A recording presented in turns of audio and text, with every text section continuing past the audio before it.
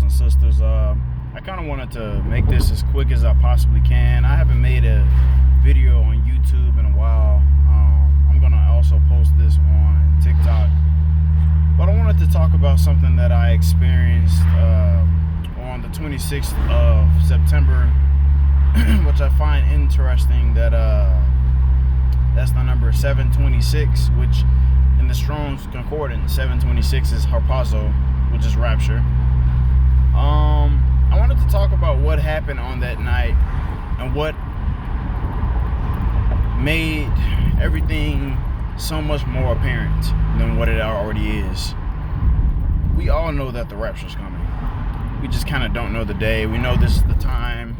We know Psalms 120 points us to 2020, that we are asking the Lord to deliver us from the lies, all the lies that have been told with COVID, you know, the C-19 and the V and the shot, Jabiru, you know, and the mask and all that stuff, the deaths, everything. In Psalms 121, tells us about 2021 and so on. And the thing about it is, a departure is on its way. Jesus is about to come pick his people up. And I wanted to talk about the experience that I had on the 26th. Because that experience, like I said, made it so much more apparent that the rapture's coming. I was asleep. It was midnight. Close these windows a little. It was midnight. And I had an experience. And the reason I want to call it an experience is because I can say it was a dream, but I felt like I was there. And it was so real, I actually didn't know I was dreaming. I thought I actually went somewhere. I thought something happened. So I don't know, like John said, he doesn't know whether he was in the body or outside the body. I don't know if I was in the body or out of the body. I do not know. But I had an experience. All of a sudden, I was in a place, a very beautiful place with a marble, clear/white floor. And I look to my left and I see Jesus Christ. The thing about it is, I've seen our Lord, our God. I've seen him in dreams before.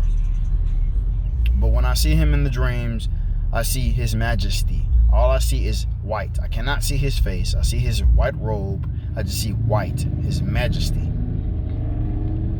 This dream was different. I did not see the white majesty, the glory this time. I saw his actual face. I saw all the features of his face, his eyes, his nose, his facial hair, the hair on his head, his curly, hard curly hair, like wool. I saw his lips. I saw him smiling at me. He even spoke to me. And I remember his words. And when I saw him, I just looked at him and I said, Lord, is that you? Is that what you look like? And he smiled at me and said, yeah, that's what I look like. And then I was like, Lord, can I get any closer? And he said, yeah, come here. And I got close to him and he did one of these, like a joking way. Smiled at me. Like, go ahead and get a good look kind of thing, you know? The thing about it is, even though I got a good look, when I woke up from the experience, it's like I barely remember what he looks like. I still remember what he looks like, but if I tried to explain it, I wouldn't be able to explain it. And I tell everybody this, we'll see him when we get to the kingdom. I just saw 444 in the video. But I want to keep going with this experience. While I was there, he had the earth to his right. He was sitting in a wooden chair. and the earth was below, and it was just open, and he was able to see. But it was a miniature. It was miniature, and when I say it was miniature, the earth was miniature. When I say the earth, I'm not talking about the entirety of the earth. I'm talking about a portion of the earth that he wanted to see at the moment. That portion was miniature, and he was able to see everything going on, and there was the stress of the nations. People were going crazy, walking to and fro, and there was something that was about to break, and he had grace on it, and he took his hands and fixed it. It was like a log and a branch or something like that. He took it and he fixed it. He took his time and fixed it. He thought about what he needed to do to fix that area, and he did it. And then he kept sitting in his chair and relaxing, and just sat back and kept smiling. He was smiling, but at the same time he was serious. So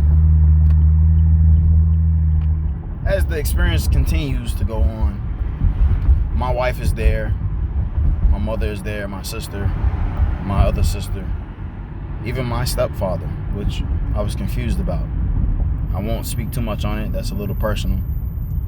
But in the experience, Jesus spoke to me. I was standing in a kitchen area, the kitchen that was right next to the Lord. He had a kitchen area set up inside of this huge, gigantic open room. There was a kitchen area set up, a bathroom set up, a couple of rooms set up, a sitting area, the miniature earth area that he was sitting in, that he could change the scenery of whatever location of the earth he wanted to.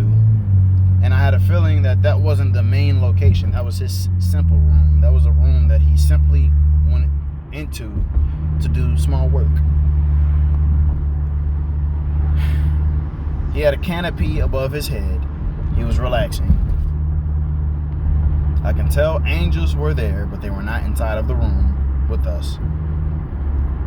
They were outside of the room. I saw windows. I saw glorious light outside of the window. The windows were huge, gigantic. We were inside of a gigantic room also, like I said, both in height and width and length.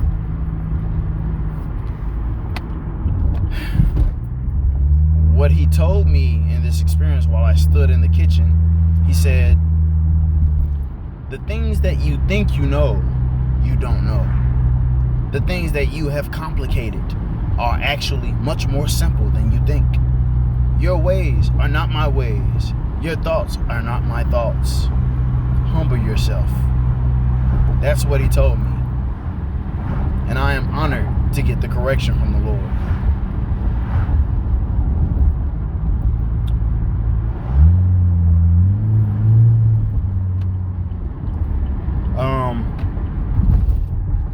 In the experience, I ate food. I ate a strawberry.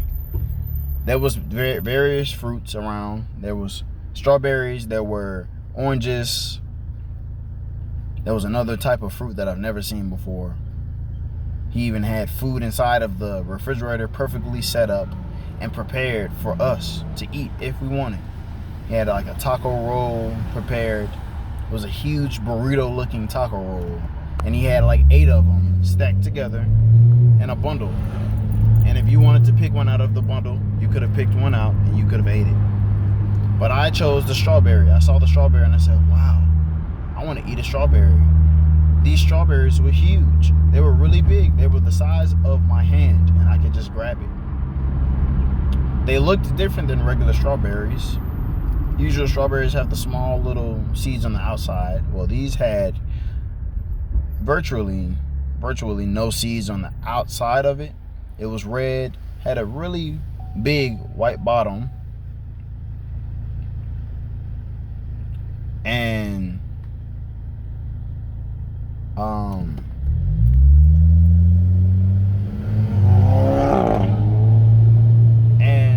there were small seeds on the inside. Very small seeds. I'm sorry. On the inside were huge seeds. The seeds had red, they were the color of red, like a maroonish red, like blood, but they had red dots on them, like lighter red dots on them. And they were really tasty. They taste like fruit snacks almost. Really tasty, really sweet. And the fruit itself was so rich. So rich. Now, there's so much more to the experience, but I wanted to keep it there. And the reason I wanted to tell you this experience is because that experience in itself, when I woke up out of my sleep, I was crying like a baby. I was heaving, I was crying, going crazy. Especially at the message of humbleness that the Lord gave me, but also the fact that he let me see his face. And I don't even want to really go into detail on his face for everybody like that. I just want to say, wait till you see the Lord. He is beautiful. He had a look on his, the way he looked was almost a look as if someone, is almost the look of someone that I've known all my life. That's really all I can say. I don't want to make this too long of a video, but Jesus Christ loves you so much, and the experience, I don't know, really understand it too much as far as like while we were there. But I can tell you this, that has made it even more apparent that Jesus is coming. I already believed it 100%. Now I believe it 135%, 140%, 200%. He's coming quick. He's coming. And we got to be ready. Jesus Christ loves you. Bye-bye.